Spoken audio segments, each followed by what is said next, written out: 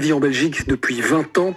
Il est l'une des rares drag queens à chanter en direct, ce qui lui a permis de parcourir le monde. Depuis quelques mois, il est la star d'un cabaret bruxellois. Rencontre avec un artiste militant au parcours hors du commun. Emmanuel Dupont avec Recep Ametaj. Je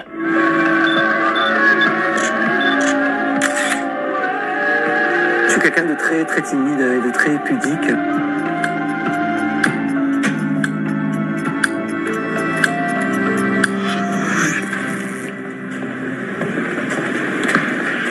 Il ne montre jamais son vrai visage, comme pour mieux séparer le personnage qu'il incarne sur scène,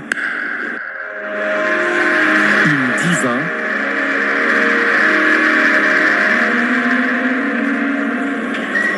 de l'homme qu'il est dans la vie.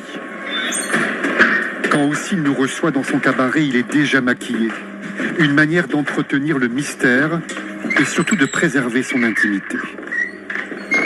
Peut-être c'est une façon de se protéger et puis de ne pas être reconnu et de... Moi, par exemple, quand je sors boire un verre, alors j'aime bien les gens qui me connaissent, qui viennent me parler, mais pas nécessairement. Il y a des fois où j'ai envie d'aller manger, boire un verre sans que les gens viennent me parler de la diva. Cette apparente discrétion vient peut-être de son enfance. Ossine est né en Algérie, où il a vécu jusqu'à ses 20 ans.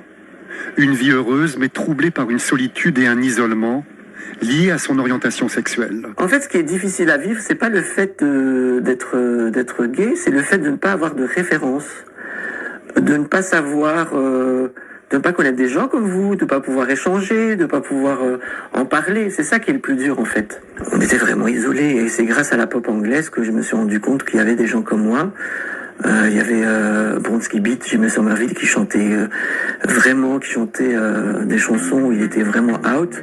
Et ça, je me dis, waouh, mais en fait, il y a des gens comme moi qui réussissent dans la vie, qui sont heureux, et puis voilà. Ça a été très important pour moi. Ça a vraiment changé ma vie, ma perspective. Un peu plus fort la musique, s'il te plaît.